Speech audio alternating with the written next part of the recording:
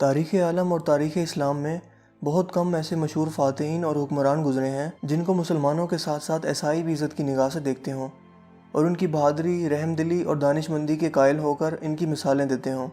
انہی عظیم ترین ناموں میں سے ایک نام سلطان صلاح الدین ایوبی کا بھی ہے، جو کہ ایوبی سلطنت کے بانی تھے۔ ان کا پورا نام سلطان صلاح الدین یوسف بن ایوب ہے اور وہ 1138 عیسوی میں موجودہ عراق کے شہر تکریت میں پیدا ہوئے۔ ان کی قیادت میں ایوبی سلطنت نے مصر، شام، یمن، عراق، حجاز اور دیار باکر پر حکومت کی۔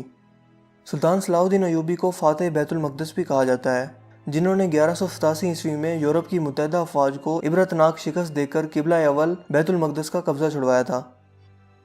سلطان صلاح الدین ایوبی نسلاً کرد تھے اور 1138 عیسوی میں کردستان کے اس حصے میں پیدا ہوئے جو اب عراق میں شامل ہے۔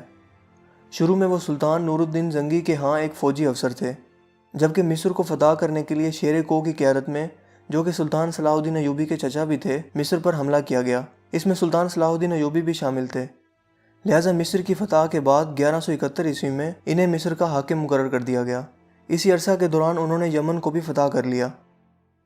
دوستو، نور الدین زنگی کے انتقال کے بعد چونکہ ان کی کوئی لائق اولاد نہیں تھی، لہٰذا سلطان صلاح الدین ایوبی 1174 عیسوی میں حکمرانی پر فائز ہوئے اور یہاں سے انہوں نے مزید فتوحات کا ایک سلسلہ شروع کیا اور دیکھتے ہی دیکھتے 1182 عیسوی تک شام، موصل، حلب وغیرہ کو فتح کر لیا اور یوں اپنی سلطنت کو مزید وسعت دی اور اپنے جنگی کارناموں میں نور الدین زنگی پر بھی بازی لے گئے۔ سلطان صلاح الدین ایوبی میں جہاد کا جذبہ کوٹ کوٹ کر بھرا ہوا تھا اور بیت المقدس کی فتح ان کی زندگی کی سب سے بڑی خواہش تھی۔ اس دور حکومت میں صلیبی بادشاہ اور جنرل رونالڈ کے ساتھ 4 سالہ معاہدہ صلح ہو چکا تھا، جس کے مطابق دونوں یعنی مسلمان اور صلیبی ایک دوسرے کی ممکنہ مدد کرنے کے پابند تھے۔ مگر یہ معاہدہ محض رسمی اور کاغذی ثابت ہوا، کیونکہ صلیبی افواج مسلسل اپنی اشتعال انگیزیوں، قتل و غارت اور لوٹ مار میں مصروف تھیں، یہاں تک کہ مسلمانوں کے قافلوں کو باقاعدہ لوٹ رہے تھے۔ مگر حد اس وقت ہو گئی جب 1186 عیسوی میں صلیبی بادشاہ رونالڈ نے باقی بہت سے عیسائی امراء کے ہمراہ مدینہ منورہ پر حملہ کی غرض سے حجاز مقدس پر حملہ آور ہوا، مگر سلطان صلاح الدین ایوبی کو اس کی خبر ہو گئی، لہٰذا انہوں نے فوراً رونالڈ کا تعاقب کیا اور اسے حطیم میں جا لیا۔ لہٰذا یہاں ایک گھمسان کی جنگ ہوئی جس میں 30,000 عیسائی ہلاک ہو گئے اور اتنے ہی عیسائیوں کو قیدی بھی بنا لیا گیا، کیونکہ اس موقع پر سلطان صلاح الدین ایوبی نے جنگی سوجھ بوجھ اور عقل مندی کا مظاہرہ کرتے ہوئے ایک آتش گیر مادہ زمین پر ڈلوا دیا تھا، جس سے زمین پر آگ بھڑک اٹھی تھی، جس نے صلیبیوں کی کمر توڑ کر رکھ دی۔ تاریخی حوالوں میں یہ بھی لکھا ہے کہ اردن میں کرک نامی قلعہ کا بادشاہ رچنالڈ نامی ایک صلیبی بادشاہ تھا۔ حجاز مقدس کے لیے مسلمانوں کے قافلے اسی کرک قلعے کے پاس سے ہو کر جایا کرتے تھے۔ رچنالڈ نے ایک مرتبہ مسلمانوں کے حاجیوں کے قافلوں کو لوٹ لیا اور بڑے غرور میں بولا کہ بلاؤ اپنے محمد کو کہ وہ تمہیں بچا لے، اور یہ کہہ کر اس نے تمام حاجیوں کو وہیں موقع پر ہی ذبح کر دیا۔ دوستو، یہ خبر جب سلطان صلاح الدین ایوبی تک پہنچی تو وہ غصے سے تلملا اٹھے اور اس موقع پر قسم اٹھا لی کہ جب تک میں اس ظالم کو اپنے ہاتھوں سے قتل نہیں کروں گا تب تک چین کی نیند نہیں سوؤں گا۔ اسی دوران تقریباً 3.25 سال کے عرصہ تک سلطان کبھی کروٹ لگا کر نہ لیٹے، جبکہ زیادہ نیند ان کو ستاتی تو وہ خیمے پر موجود پائیدان کے ساتھ ٹیک لگا کر اپنی نیند پوری کر لیتے۔ دوستو، دوسری مرتبہ اسی رچانڈ بادشاہ نے ایک مزید ناپاک حرکت کرتے ہوئے حجاز مقدس کی طرف اپنی فوج کے ساتھ لشکر کشی کی، مگر یمبو کی بندرگاہ پر پہنچنے پر اس نے موسمی حالات کا سامنا کیا اور اسے لگا کہ یہ اس سے مزید آگے نہیں جا پائے گا، لہٰذا اسی طرح وہ واپس لوٹ آیا۔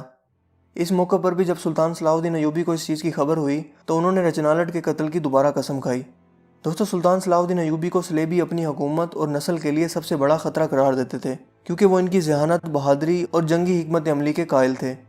لہٰذا اس بار انہوں نے 12 عیسائی بادشاہوں کا گٹھ جوڑ قائم کیا اور سلطان صلاح الدین ایوبی پر حملہ کرنے کے لیے نکل کھڑے ہوئے، جبکہ سلطان صلاح الدین ایوبی اکیلا ہی اپنی فوج کے ہمراہ لڑنے کے لیے نکل پڑے اور یوں حطیم کے مقام پر تاریخی جنگ ہوئی جس میں پورا یورپ سلطان صلاح الدین ایوبی سے لڑنے کے لیے نکل آیا، مگر پھر بھی انہیں سلطان کے ہاتھوں شکست کا سامنا کرنا پڑا۔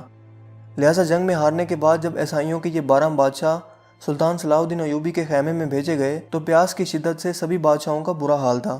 سلطان صلاح الدین ایوبی نے سبھی کو پانی پیش کیا سوائے رچنالڈ کے، لہٰذا یروشلم کے بادشاہ ہامفرے نے اپنا پانی بچا کر رچنالڈ کو پیش کیا۔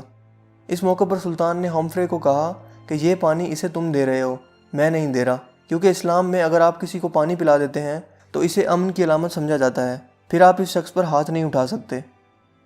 اس موقع پر سلطان صلاح الدین ایوبی نے رچنالڈ کو اسلام کی دعوت بھی دی، مگر اس نے انکار کر دیا اس کے بعد سلطان صلاح الدین ایوبی نے کہا کہ میں نے تیرے قتل کی 2 مرتبہ قسم کھائی تھی، ایک مرتبہ جب تم نے لشکر حجاز مقدس پر حملہ کیا، اور دوسری مرتبہ جب تم نے حاجیوں کے قافلوں کو لوٹا تھا اور کہا تھا کہ بلاؤ اپنے محمد کو کہ وہ تمہیں بچا لے۔ لہٰذا میں نے ان دونوں موقعوں پر قسم کھائی تھی کہ میں تجھے اپنے ہاتھوں سے قتل کروں گا، اور آج حضرت محمد صلی اللہ علیہ وآلہ وسلم کا ادنا سا خادم اس فریضہ کو سر انجام دینے لگا ہے۔ جس کے بعد سلطان نے اپنی تلوار اٹھائی اور رچنالٹ کی گردن کاٹ دی، مگر گردن پوری طرح نہ کٹی اور ایک جانب کو لٹک گئی۔ یہ منظر دیکھنے کے بعد وہاں موجود تمام بادشاہوں پر کپکپی طاری ہو گئی۔ دوستو، اس جنگ کے بعد اسلامی افواج عیسائیوں کے علاقوں پر چھا گئیں۔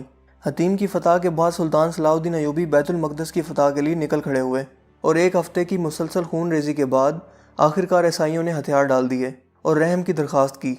یوں بیت المقدس پورے 91 سال بعد دوبارہ مسلمانوں کے قبضے میں آ گیا، اور تمام فلسطین سے مسیحی حکومت کا مکمل خاتمہ ہو گیا۔ بیت المقدس کی فتح سلطان صلاح الدین ایوبی کی سب سے بڑی خواہش تھی، اور ان کا سب سے بڑا کارنامہ بھی تھا۔ انہوں نے مسجد اقصیٰ میں داخل ہو کر نور الدین زنگی کا تیار کردہ منبر اپنے ہاتھ سے مسجد میں رکھا۔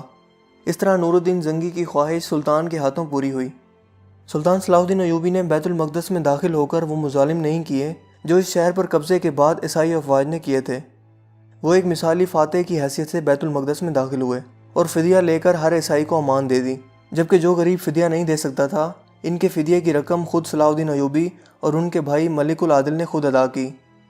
دوستو، بیت المقدس کی فتح کے بعد چونکہ تمام مسیحی حکومت ختم ہو گئی تھی جو فلسطین میں 1099 عیسوی سے قائم تھی، اور تمام فلسطین مسلمانوں کے قبضے میں آ گیا تھا، جو کہ 761 سال تک مسلسل مسلمانوں کے قبضے میں رہا، یہاں تک کہ 1948 میں امریکہ، برطانیہ اور فرانس کی مشترکہ سازش سے فلسطین کے علاقے میں یہودی سلطنت قائم کی گئی جس کا نام اسرائیل ہے، اور بیت المقدس کا نصف حصہ ان یہودیوں نے قبضے میں لے لیا۔ 1967 کی عرب اسرائیل جنگ میں بیت المقدس پر اسرائیلیوں نے دوبارہ قبضہ کر لیا، اور یوں آج بھی قبلہ اول بیت المقدس کسی سلطان صلاح الدین ایوبی کا منتظر ہے۔ دوستو، بیت المقدس پر قبضے کی خبر جب یورپ پہنچی تو تمام یورپ میں کوہرام مچ گیا اور ہر طرف لڑائی کی تیاریاں ہونے لگیں۔ جرمنی، اٹلی، فرانس اور برطانیہ کی فوجیں اس قبضے سے لڑنے کے لیے روانہ ہونے لگیں۔ یورپ کی اس متحدہ فوج کی تعداد 6 لاکھ کے قریب تھی۔ عیسائی فوج نے اب تک اتنی عظیم الشان فوج ابھی تک قائم نہیں کی تھی۔ یہ عظیم الشان لشکر یورپ سے روانہ ہوا اور عکا کی بندرگاہ کا محاصرہ کر لیا، جبکہ سلطان صلاح الدین ایوبی نے تنہا عکا کی حفاظت کے لیے تمام انتظامات مکمل کر لیے تھے، مگر صلیبیوں کو مسلسل یورپ سے مدد پہنچ رہی تھی، لہٰذا اس مارکے میں 10,000 عیسائی قتل ہونے کے باوجود صلیبیوں نے محاصرہ جاری رکھا، جبکہ دوسری طرف سلطان صلاح الدین ایوبی کو کسی دوسرے اسلامی ملک کی مدد اور تعاون حاصل نہ ہو سکا۔ اس لیے صلیبی ناکہ بندی کی وجہ سے اہل شہر اور سلطان کا تعلق ٹوٹ گیا، اور سلطان باوجود اپنی پوری کوشش کے مسلمانوں کو مزید طاقت فراہم نہ کر سکے، لہٰذا تنگ آ کر شہر کے لوگوں نے امان کے وعدے پر اپنے شہر کو عیسائیوں کے حوالے کر دینے پر رضامندگی ظاہر کی۔ فریقین کے درمیان معاہدہ طے ہوا جس کے مطابق مسلمانوں نے 2 لاکھ اشرفیاں فدیہ جنگ ادا کرنے کا وعدہ کیا، اور صلیب اعظم اور 500 عیسائی قیدیوں کی واپسی پر مسلمانوں نے ہتھیار ڈال دیے۔ مسلمانوں کو اجازت دے دی گئی کہ وہ اپنے تمام مال و اسباب لے کر شہر سے نکل جائیں، مگر رچرڈ صلیبی بادشاہ نے عہد شکنی کی اور محصورین کو قتل کر دیا۔ دوستو، عکا کے بعد صلیبیوں کا اگلا مارکہ اسکلان تھا۔ یہاں پہنچنے سے پہلے عیسائیوں کا سلطان صلاح الدین ایوبی نے 11 مرتبہ مقابلہ کیا۔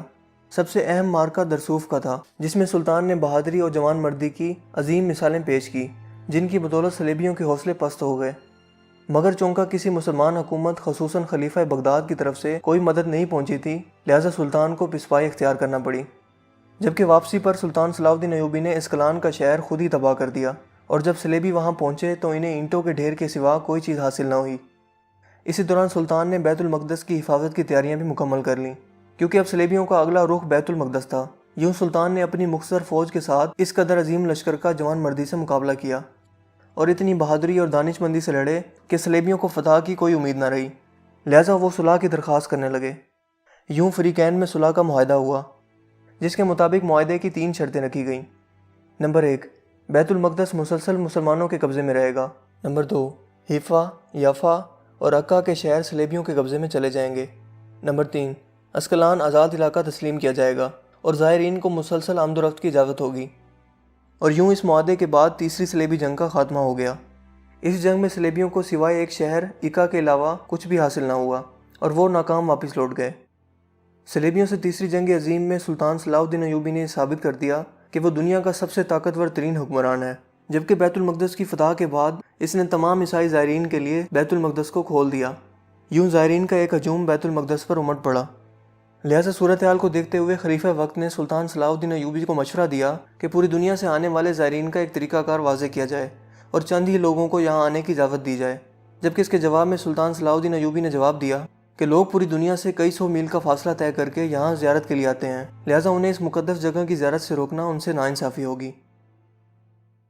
दोस्तों, सुल्तान सलाहुद्दीन अयूबी एक ऐसा अजीम हुक्मरान था जो मैदान जंग में कहर बर्पा करने वाला एक बहादुर जंगजू तो था ही, लेकिन एक रहमदिल इंसान भी था। सुल्तान सलाहुद्दीन नमाज पंजगाना का पाबंद और नफली इबादत गुजार था। इसने कभी कोई नमाज ना छोड़ी थी और ना ही कज़ा की थी। इनके साथ हमेशा एक इमाम मौजूद होते थे, और अगर कोई इमाम मौजूद ना होता तो ये किसी आलिम दीन के पीछे नमाज अदा कर लेते थे जो वहाँ पर मौजूद होता। सुल्तान सलाहुद्दीन ने सारी ज़िंदगी जो कुछ भी कमाया इसका बेशतर हिस्सा सदक़े और खैरात में खर्च कर दिया, और कभी वो इतनी दौलत जमा ना कर पाए कि वो ज़कात अदा कर पाते। उनकी एक बहुत बड़ी ख्वाहिश थी कि वो हज का फ़रीज़ा अदा कर सकें, मगर वो जहाद में इस हद तक मसरूफ़ रहे और ना ही इतनी रकम जमा कर सके कि वो हज का फ़रीज़ा अदा कर सकें। लिहाजा यही ख्वाहिश लेकर वो इंतकाल कर गए। दोस्तों, एक अजीम हुक्मरान बनने के लिए एक इंसान को हिम्मत वाला, असूलों का पाबंद, मजबूत इरादों वाला, मगर इंसाफ और रहम करने वाला होना चाहिए। सुल्तान सलाहुद्दीन हर पीर और जुमेरात को एक इजलास मुनक्किद किया करते थे, जिसमें बैठकर वो आम आवाम की फरियाद सुना करते थे। इस महफिल में कानूनदान, काजी साहिबान और आलिम दीन भी शिरकत करते थे। उन्होंने अपनी पूरी ज़िंदगी में कभी भी किसी की मदद करने में कोई कोताही न बरती और ना ही कभी किसी से बदकलामी की, ना कभी किसी मुसलमान के खिलाफ अपने कलम को इस्तेमाल किया। वो इतने ज़्यादा रहम दिल थे कि जब अंग्रेज़ों का बादशाह शेरदिल रिचर्ड, जो सलाहुद्दीन अयूबी का अज़ली दुश्मन था, बीमार पड़ा तो सुल्तान सलाहुद्दीन अयूबी ने इसकी तबीयत मालूम की और साथ ही फलों का तोहफ़ा भी दे भेजा। वो सलेबी जो भूख और गुर्बत के सताए हुए थे, वो एक दुश्मन की ये आला ज़रफ़ी देखकर दंग रह गए। लिहाजा यही वजह थी कि ईसाई उनकी बहादुरी और रहमदिली की बिना पर आज तक उनको याद रखते हैं। सुल्तान ने 57 साल की उम्र में वफ़ात पाई और इनके इंतकाल के वक्त इनकी जायदाद की कुल कीमत सिर्फ 47 दिरहम और 1 दिनार थी, और उन्होंने अपनी नस्लों के लिए कोई दौलत के अंबार या असासा ना छोड़ा। इनकी वफ़ात के वक्त इनका कुल असासा 1 घोड़ा, 1 तलवार, 1 ज़िरा, 1 दिनार और सिर्फ 36 दिरहम थे। ये इतनी रकम थी कि सुल्तान सलाहुद्दीन अयूबी की तदफीन भी इन पैसों में नहीं हो सकती थी। लिहाजा खलीफा वक्त ने इनकी तदफीन के अखराजात बर्दाश्त किए। सुल्तान ने सारी ज़िंदगी अपने लिए कोई घर ना बनाया, क्योंकि वो खैमे में सिपाहियों के साथ ही सो जाया करते थे और उन्हीं के साथ ही खाना खाया करते थे। उनके दोस्त अक्सर इनसे कहा करते थे कि आप अपने लिए भी कुछ बना लें, मगर सुल्तान सलाहुद्दीन अयूबी का जवाब हमेशा यही होता था कि दुनिया का माल दुनिया में ही रह जाएगा, मैं क्यों ना ऐसा माल बनाऊं जो मरने के बाद भी मेरे साथ ज़िंदा रहे और कब्र में भी मुझे ज़िंदा रखे और अपने रब के सामने मुझे सुरखरू कर दे। दोस्तों, सुल्तान सलाहुद्दीन अयूबी तारीख़ इंसानी के एक अजीम हुक्मरान थे, जिनकी ज़िंदगी से हमें बहुत कुछ सीखने की ज़रूरत है। वो इस्लामी तारीख़ के हीरो थे, जबकि हमारी नई नस्ल और रोशन ख्याल नस्ल इनकी ज़िंदगी के बारे में बहुत कम जानती है, क्योंकि आज उनकी माइंड प्रोग्रामिंग इस तरह से की गई है कि इनके हीरो सुपरमैन, बैटमैन या इस तरह के दूसरे कार्टून कैरेक्टर्स हो चुके हैं जो कि महज तस्वुराती हैं और हकीकी दुनिया में कोई वजूद नहीं रखते। और हमने अपनी इस्लामी तारीख़ के हीरोज़ की ज़िंदगी को फरामोश कर दिया है। उनकी ज़िंदगियों से सबक लेने की बजाय हमने वेस्टर्न कल्चर को फॉलो करना शुरू कर दिया है, और यही वजह है कि दोबारा अब तक कोई सुल्तान सलाहुद्दीन अयूबी नहीं आ सका। तारीख़ गवाह है कि जो कौम अपनी तारीख़ भुला देती है वो खुद भी सफ़े हस्ती से मिट जाती है। दोस्तों, मुझे उम्मीद है कि आज की हमारी ये वीडियो आपको काफ़ी इन्फॉर्मेटिव लगी होगी और पसंद आई होगी। अगर वीडियो आपको अच्छा लगा तो इसे लाइक कीजिए और दोस्तों के साथ शेयर कीजिए। मज़ीद इस तरह की वीडियोस के लिए आप हमारे चैनल को ज़रूर सब्सक्राइब कीजिए। चैनल को सब्सक्राइब करने के बाद बेल के आइकन पर भी ज़रूर क्लिक कीजिए, ताकि हर नई आने वाली वीडियो का नोटिफिकेशन आपको सबसे पहले मिल सके। आप अपनी राय का इज़हार कमेंट्स में भी कर सकते हैं। मेरा नाम है हसीब शफ़क़त और आप देख रहे हैं हंसी टीवी। मैं मिलूँगा आपसे एक नई इंटरेस्टिंग वीडियो में। तब तक के लिए अपना बहुत सा ख्याल रखिएगा। Thanks for watching. अल्लाह हाफिज़।